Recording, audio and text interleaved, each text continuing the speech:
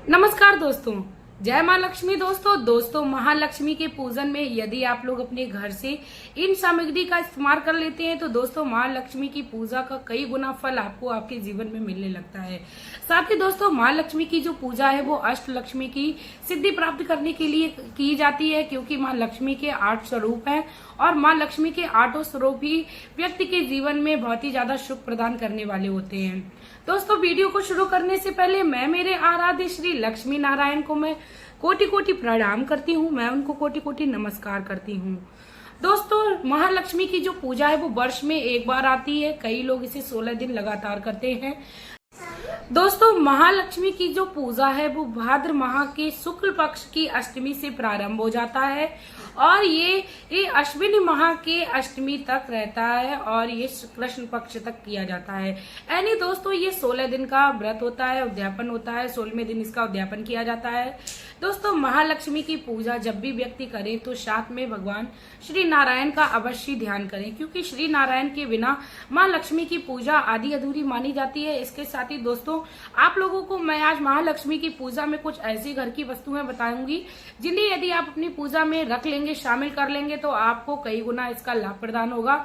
दोस्तों कई लोग महालक्ष्मी की जो पूजा है वो सुख समृद्धि धन कीर्ति विद्या यश लक्ष्मी पाने के लिए करते हैं। इसके साथ ही दोस्तों ऐसी मान्यता है, धार्मिक शास्त्रों में बताया गया है, जो भी माँ लक्ष्मी की पूजा करता है उसके कुल का कभी नाश नहीं होता है, उसके कुल में हमेशा ही उत्तम संतान उत्पन्न होती है और यदि उसके कुल में एक उत्तम संपत्ति है तो उस संपत्ति का हमेशा हमेशा के लिए जो संरक्षक है वो हमेशा ही होता रहता है। दोस्तों हर व्यक्ति चाहता है कि हमारे कुल का उत्तम हो और हमारा कुल जो है वो युगों युगों तक जीवांतर तक अपने जीवन में सुख को भोगता रहे। दोस्तों कई सारे लोगों की ये मान्यता होती है कि हमारे आने वाली जो पीढ़ियां हैं वो सुखमय जीवन व्यतीत करें और उनको कभी भी आर्थिक तंगी का सामना ना करने पड़े, क्योंकि माँ लक्ष्मी जो है वो धन को देने वाली है और बुद्धि प्रदान करने वाली है। माँ लक्ष्मी सदैव ही उन घरों में वास करती है जिन घरों में स्वच्छता के साथ साथ माता लक्ष्मी का आह्वान करा जाता है।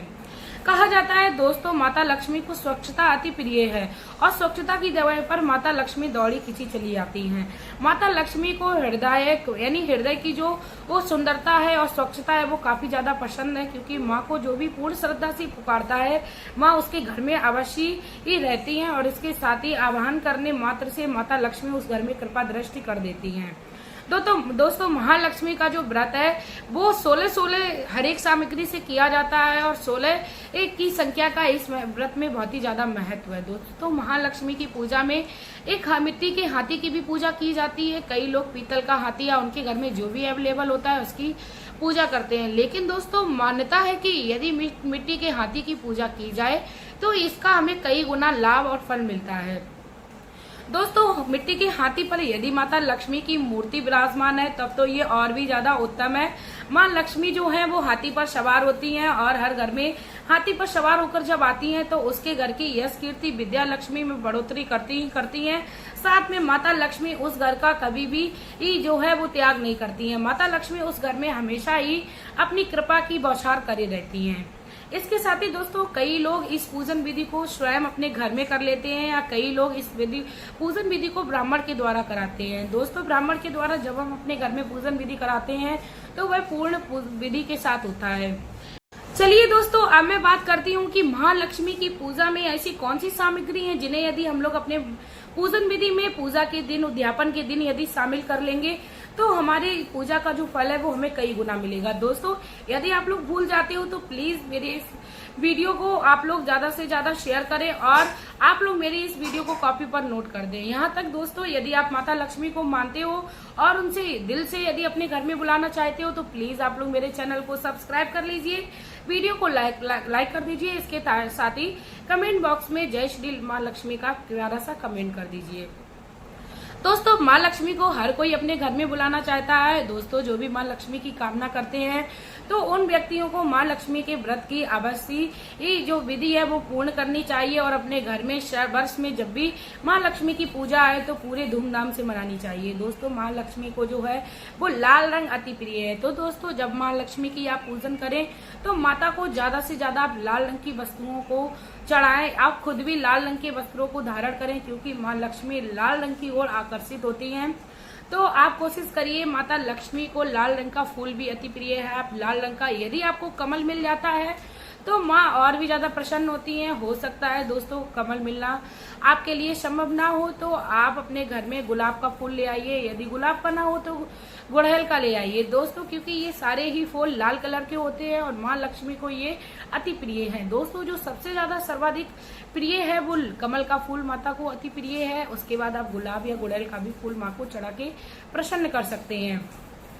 इसके बाद दोस्तों अब बात आती है कि और माता की पूजन विधि में कौन सी वस्तुएं ऐसी हैं जो इस्तेमाल करनी चाहिए। दोस्तों आपके घर में पूजन में हमेशा ही इलायची का बड़ा महत्व रहता है। दोस्तों जिस घर में इलायची का पूजन विधि में संपन्न किया जाता है और इलायची को शामिल किया जाता है, उस घर में माता लक्ष्मी की और भी ज्यादा कृपा दृष्टि मिलती है, क्योंकि इलायची जो है वो शुक्र ग्रह से संबंधित है और शुक्र ग्रह जिसका मजबूत होता है उसके घर में माता लक्ष्मी हमेशा के लिए वास करती है। माता लक्ष्मी को सदाबहार का भी फूल अवश्य चढ़ाएं, क्योंकि कहते हैं सदाबहार के फूल में माता लक्ष्मी के 8 रूप निवास करते हैं। तो माता लक्ष्मी के आप 8 रूप का अपने आसन पर विराजमान करा सकते हो और अपने आसन पर भी आप लाल रंग का आसन लगाइए और माता को आह्वान करिए, बुलाइए। माता अवश्य अपने 8 रूप में आपके घर आएंगी और माता आपको आशीर्वाद देके जाएंगी। महालक्ष्मी की पूजा में 16 दीपक जलाए जाते हैं। 16 दीपक इसलिए जलाए जाते हैं क्योंकि 16 का विधान है इस व्रत में। इसके साथ ही दोस्तों मैं आप लोगों को बता दूं, जब हम माता लक्ष्मी के सामने 16 दीपक का प्रावधान करते हैं, 16 दीपक को माँ के सामने प्रज्वल करते हैं, तो उसके साथ ही माँ हमारे घर में कभी भी किसी प्रकार की आपत्ति नहीं आने देती है। दोस्तों पूजन विधि में जो वस्तु भी इस्तेमाल की जाती है वह हमें एक शिक्षा देती है। दोस्तों जिस प्रकार दीपक जलकर भी लोगों को प्रकाश देता है, अंधकार से नष्ट कराता है संसार को, ठीक उसी प्रकार हमें अपने जीवन का यापन इस माया रूपी संसार में करना चाहिए। दोस्तों लोगों के बुरे और अच्छे बातों को सुनकर और लोगों के व्यवहार को आचरण करके हमें इस संसार में अपने शुभ कर्मों के साथ जीना चाहिए और कभी किसी के लिए हमें बुरा नहीं सोचना चाहिए। जिस प्रकार दीपक स्वयं जलता है लेकिन दूसरों का भला करता है और रोशनी देता है, ठीक उसी प्रकार हमें अपने जीवन का यापन करना चाहिए और दूसरों को सुख प्रदान करना चाहिए। इसके साथ ही दोस्तों माता लक्ष्मी को तांबूल पान भी काफी ज्यादा प्रिय है। आप अपने पूजन में माता लक्ष्मी को तांबूल भी अर्पण करिए। इसके साथ ही आप माता लक्ष्मी को अपने घर में गोमती चक्र रखिए। कहते हैं जो भी व्यक्ति माँ लक्ष्मी की पूजा में गोमती चक्र का इस्तेमाल करता है उसको कभी भी दुनिया में कहीं कोई चक्र नहीं लगाना पड़ता है, क्योंकि चक्र जो है वो माँ को अति प्रिय है। इसके महालक्ष्मी की पूजन के समय हमें हमेशा ही शंखनाद करना चाहिए। जब भी हम माँ लक्ष्मी की पूजा करें या किसी ब्राह्मण के द्वारा कराएं तो हमेशा ही शंखनाद करना चाहिए और घंटे की ध्वनि को अवश्य बजाना चाहिए और पूरी ताकत से बजाना चाहिए, क्योंकि जब हम पूरी ताकत इस ध्वनि में लगाते हैं तो हमारे अंदर की जितनी भी नकारात्मक ऊर्जा होती है वो बाहर हो जाती है और आसपास का जो वातावरण होता है वो भी स्वच्छ हो जाता है। दोस्तों शंख जो है वो समुद्र मंथन से 14 रत्नों में से निकला हुआ है, इसीलिए माँ लक्ष्मी को भी अति प्रिय है, क्योंकि माता लक्ष्मी भी समुद्र मंथन से ही प्रकट हुई थी। दोस्तों और मैं बता दूं महालक्ष्मी में आप लोगों को वो जो फल जो हैं वो भी यदि संभव हो जाए तो लाल रंग के चढ़ाओ, जैसे सेब और भी कई सारे लाल रंग के फल आते हैं, आप उनको माता को अर्पण करिए। माता लक्ष्मी को आभूषण जो है वो काफी ज्यादा आकर्षित करते हैं, लेकिन दोस्तों वर्तमान समय में हर व्यक्ति के लिए ये संभव नहीं है। तो कई सारे लोग बेसन से माता के सारे आभूषणों को बनाते हैं और माता को अर्पण करते हैं। कि मान्यता है कि बेसन से बने हुए ये जो हम आभूषण माता लक्ष्मी को अर्पण करते हैं तो माता लक्ष्मी हमें पूर्ण फल की प्राप्त कराती हैं और हमें सुख समृद्धि भी देती हैं। माता लक्ष्मी को श्री नारायण का साथ बहुत ही ज्यादा प्रिय है, तो हमेशा ही श्री नारायण की पूजा के साथ माता लक्ष्मी का आह्वान करना चाहिए, क्योंकि हर पत्नी चाहती है उसके पति का सम्मान भी उस जगह पर हो जहाँ पर उसको बुलाया जाए। दोस्तों इसके साथ ही महालक्ष्मी की पूजन की विधि के समय आपको हवन अवश्य करना है। दोस्तों जिस भी घर में हवन होता है उस घर में नकारात्मक शक्तियां कभी भी डेरा नहीं डाल पाती हैं, क्योंकि हवन से सकारात्मक ऊर्जा का संचार होता है, दिव्य शक्तियों का वास होने लगता है। हवन में इस्तेमाल की जाने वाली जो सामग्री होती है वो नकारात्मक ऊर्जा को घर से बाहर भगाती है, इसीलिए घर में अवश्य हमें महालक्ष्मी के दिन हवन करना चाहिए, पूजन करना चाहिए। इसके साथ ही माता लक्ष्मी के 8 नाम का स्मरण करना चाहिए। माता लक्ष्मी के 8 जो स्वरूप है मैं उनका वर्णन कर देती हूँ। वीर लक्ष्मी, विजय लक्ष्मी, धान्य लक्ष्मी, ऐश्वर्य लक्ष्मी, आदि लक्ष्मी, गज लक्ष्मी, धन लक्ष्मी, संतान लक्ष्मी। दोस्तों यदि आप लोगों को ना याद हुए हो तो आप लोग मैं दोबारा से दोहरा देती हूँ। वीर लक्ष्मी, विजय लक्ष्मी, धान्य लक्ष्मी, ऐश्वर्य लक्ष्मी, आदि लक्ष्मी, गज लक्ष्मी, धन लक्ष्मी, संतान लक्ष्मी। दोस्तों ये माता लक्ष्मी के 8 स्वरूप हैं जो माँ के बहुत ही ज्यादा मनमोहक हैं और लोगों के घर में सुख समृद्धि के साथ साथ उनके घर में कीर्ति लाती हैं। दोस्तों कीर्ति जिस घर में होती है उस घर में मांगलिक कार्य हमेशा ही होते रहते हैं और उनको अच्छे कर्मों के नाम से जाना जाता है इस संसार में। इसके साथ ही दोस्तों आप माँ लक्ष्मी के बीज मंत्र का भी जाप करिए जब आप माँ लक्ष्मी का पूजन करें। माँ लक्ष्मी का बीज मंत्र है वो मैं आप लोगों को स्क्रीनशॉट पर भी दे दूंगी। माँ लक्ष्मी का बीज मंत्र है श्रीम। दोस्तों श्रीम का हमें अवश्य उच्चारण करना चाहिए क्योंकि श्रीम जो है वो माँ लक्ष्मी को अति प्रिय है। श्रीम मात्र से हम लोग माँ लक्ष्मी को प्रसन्न कर सकते हैं, इसीलिए श्रीम मंत्र का हमें अवश्य उच्चारण करना चाहिए।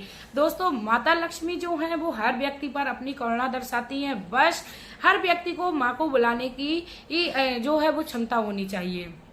इसके साथ ही दोस्तों मैं आप लोगों को बता दूं माता लक्ष्मी की पूजन के विधि के साथ हमें अवश्य फलों का दान करना चाहिए और महालक्ष्मी के पूजन की विधि जब हम 16 श्रृंगार का दान करते हैं तो 16 श्रृंगार जब हम लोग दान करते हैं उसके साथ ही माता लक्ष्मी का हमें ये आशीर्वाद प्राप्त होता है कि हमारा जो सौभाग्य है वो अखंड रहेगा, सुहाग अमर रहेगा, जब तक ये जीवन है सुहाग के साथ रहेगा। माता लक्ष्मी हर बच्चों को अपने आशीम आनंद देने के साथ साथ वरदान भी देती हैं। दोस्तों हर पूजा का फल हर व्यक्ति के जीवन में अवश्य मिलता है, चाहे उसको थोड़ी देर से मिले। कहते हैं भगवान के घर में देर है अंधेर नहीं, इसीलिए कभी कभी हो जाता है कि व्यक्ति की मनोकामना जो है वो कुछ समय बाद पूर्ण होती है, क्योंकि दोस्तों हर मनोकामना को पूर्ण करना उसी तरह संभव नहीं है जिस तरह माता पिता से बच्चा जिद करता है और अपनी वस्तुओं की डिमांड करता है। लेकिन दोस्तों माता पिता उन वस्तुओं की जब भी डिमांड पूरी करते हैं जब उनमें क्षमता आ जाती है या बच्चा उस लायक होता है। दोस्तों ठीक उसी प्रकार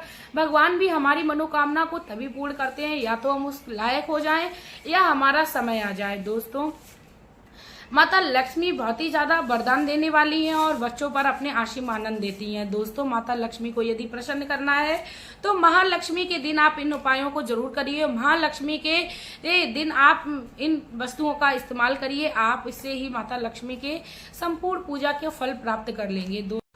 दोस्तों माता लक्ष्मी के साथ आपको गज की भी पूजा करनी है, यानी हाथी का भी आपको पूर्ण पूजन विधि करना है।